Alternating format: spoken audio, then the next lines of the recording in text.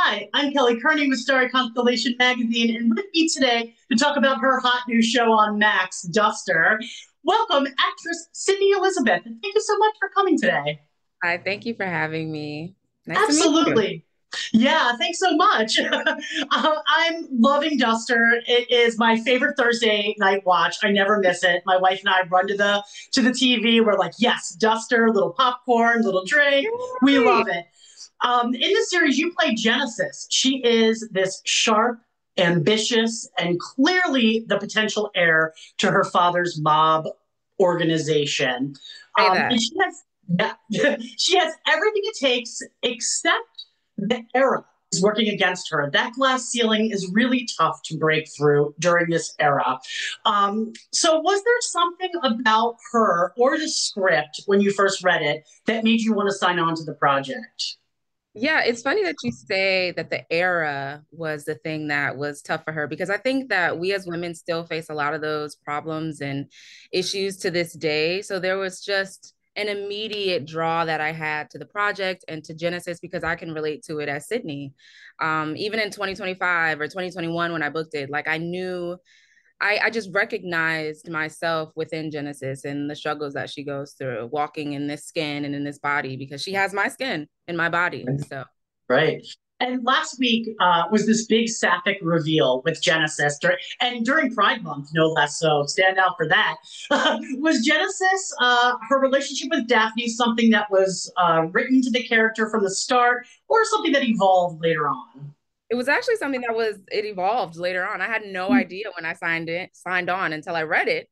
And it was just like, well, of course, I love the idea of having someone queer and someone that is so sure of who she is and is unapologetic within this genre because we don't see that too much. You're so right about that. And I specifically want to talk about Ezra's feelings towards Genesis' feelings with Daphne. Mhm. Because last week, it was hard to kind of pin down his reaction to that. Obviously, he was thrilled that his daughter ruined Greek Sal's, business deal. But will we get a deeper look into maybe that father-daughter dynamic with Genesis' sexuality? Mhm. Yeah, I hope that we do. I definitely hope that we do because especially within the Black community, I think that a lot of father figures and mother figures also, they're very hesitant with accepting queer people. And that's not like across the board, but I think there's a vast majority of them that are just like slower to come around. And I think it would be really positive for that to come to the light and for Ezra to really accept Genesis for all that she is, both her power and her strength and her identity. Yeah, and I think you're right. I think on television, when you see acceptance, it kind of breeds acceptance across the lands, you know? Yeah. I think it's one of the most least interesting things about Genesis, to be honest. It's like this is just Right. who she is. We don't have to make a huge like deal about it. Just like how she's black, just like how she's a woman, she's also queer. This is just who she is. I also want to explore who she is beyond that and on top of that, because that's just a part of who she is. Right, exactly. And, we're talking about Ezra. You get to work with two powerhouses, Keith David and Josh Holloway. What's it been like working with them? Any memorable moments from working with them that maybe perhaps you learned something from watching them that you took, with you in the experience? Yeah, there were times when I actually was not working and I would just sit in Video Village or sit with the crew and sort of watch them work.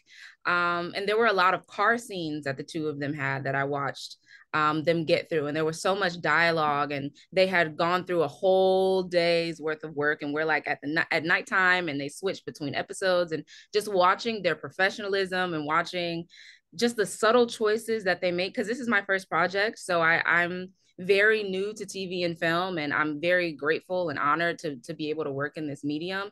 And so I'm still learning a lot of the subtleties that happen. And so just watching two veterans work in such like subtle ways, and then watching it now as it premieres and understanding what they were doing while I was seeing it, I'm like, oh, that's what you were doing. Yeah. I know what scene you're talking about with them in the car when they're listening Yeah. to music. It's so Yeah. subtle. The tension is built up that only two masters at their craft could get that through to the audience. That was a great episode. Speaking of Josh Holloway, Genesis and his character Jim Ellis, they have such a like an intriguing dynamic.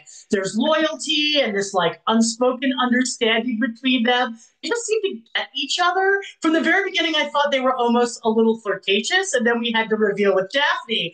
How would you describe their relationship? I think that they are like two sides of the same coin. I think they're both flirtatious people, so it just kind of comes off that way.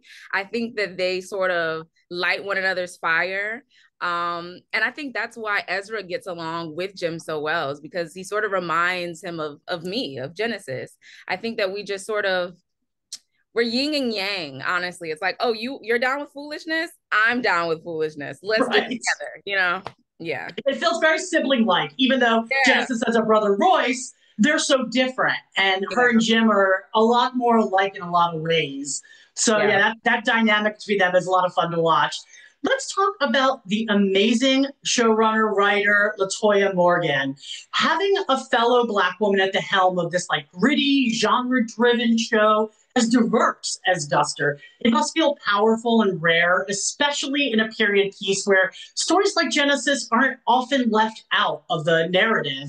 How Yeah. does that kind of representation behind the scenes impact your experiences on set? And why do you think it matters in the industry as a larger whole? I felt so safe and taken care of the entire way through. Anything that I felt like needed to be addressed was pretty much addressed immediately, and there really was nothing because they were just so good at getting ahead of things before they would happen. It's so hard in this industry to make shows that look and feel like Duster or like Lost or like Yeah. any show that's super diverse. And I just think that once we foster these environments that are inclusive, it makes for a safer environment for everyone to work in a free and uninhibited way that creates more art. It creates more truth and truth telling. And I hope to see more of it. Yeah, I do too. And talking about diversity in cast, lead actress Rachel Bilson, your character has yet to be on set or be on screen with her yet. Yeah. But now that Nina has infiltrated Saxton's organization, are we going to expect to see maybe some Genesis Nina tangling? Maybe, I'm looking forward to it. maybe. I mean, I don't know how much I can say, but yeah, she's definitely getting a little too close for comfort. I'll say that much. She's getting a Mm. little too close. Well, Genesis and Nina, they may be kind of on opposite sides of the law, but they're really cut from the same cloth. Both are navigating deeply patriarchal systems. They constantly have to outperform everybody else around them to even get a fraction of the recognition. And ultimately, they become these symbols of female empowerment for others to kind of be inspired by in their own ways. As Right. parallel characters, what do you think their stories say about the broader fight for power, agency, and visibility, especially for Black women in worlds that weren't always built with them in mind? Um, I think you said exactly what it says. I think it says that for Black and brown women, just across the board, cis women, trans women, like we all have to fight harder to just even be seen, to even get to the table to be seen, across industries, just across industries, whether you're holding the handcuffs or getting the handcuffs put on you, whether you're in front of the camera or behind the camera, whether like regardless of where you are in this world that we live in, it's just harder. Yeah. That's what I love about those two characters. They're so competent. They know that they're competent, and they also know that they're up against like this battle fighting uphill because the patriarchy is always kind of pushing them down. Yeah. Racism is always kind of pushing them down. So it's interesting that you talked about how they might tangle up a little bit because they really are sort of mirror images of each other, just on different sides of the law. So I find that really fascinating. I can't wait to see you guys kind of tangle it up a little. Between the fists, Yeah. yeah, I'm excited about it. I think Rachel Hilson is doing a fantastic job. She is. I love Rachel. That's my girl. Yeah, she's great. And she's carrying that show with such spunk and such sass and such so smart. She's so smart. That character is so smart. You know, between the fist fights and the shootouts and muscle car chases and Duster, it's like supreme popcorn summer watching. It really is. Has there been a scene that maybe was difficult to shoot? It was a challenge that when you were finished, you were really particularly proud of it? Huh.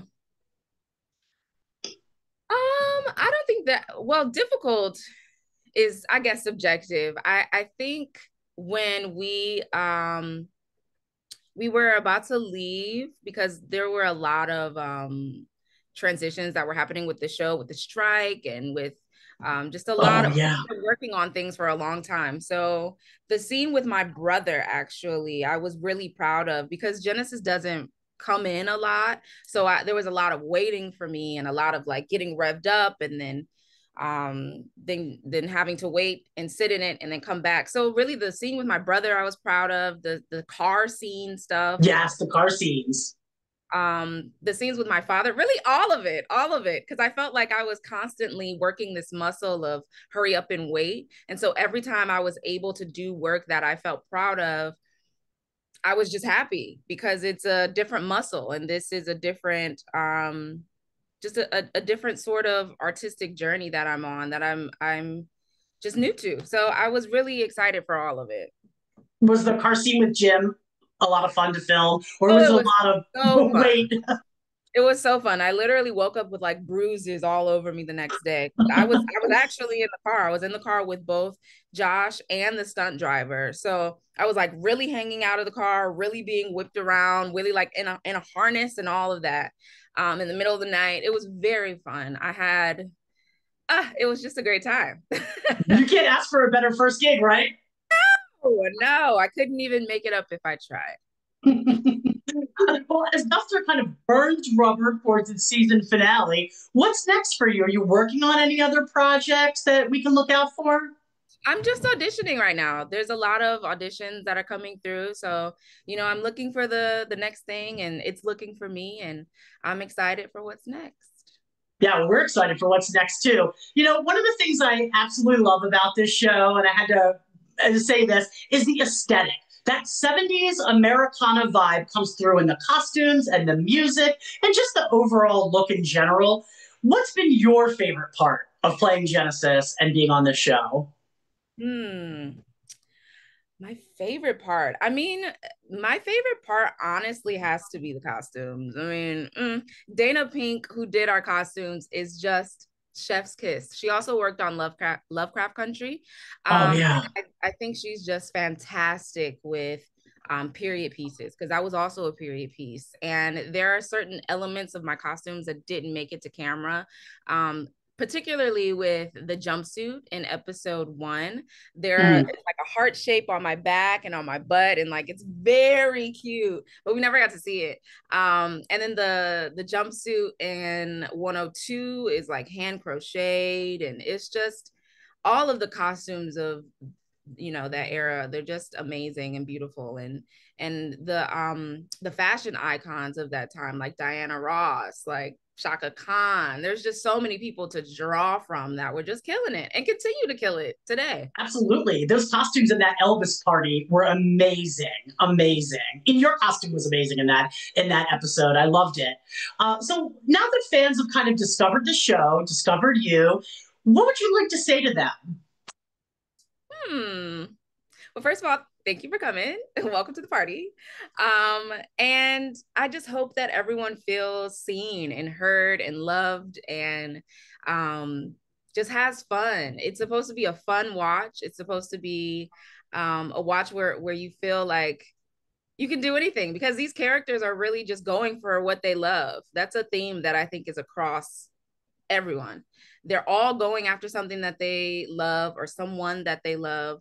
Um, and I encourage everyone to do the same. Even myself, I've been learning from Genesis since I got her.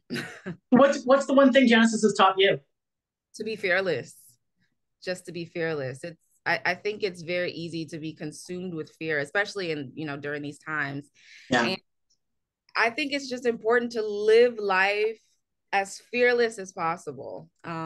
because we only get to do this once, as far as I know, That's so true. Well, thank you so much for talking with me today, Sydney. Fans, I don't know what you're doing with your life on Thursdays. If you're not watching Duster, you need to be sitting in front of the TV, turning on Max at 9 p.m. on Thursday, checking out Sydney and her character Genesis, watching Duster. Thank you so much for talking with me today. Thank you, Kelly.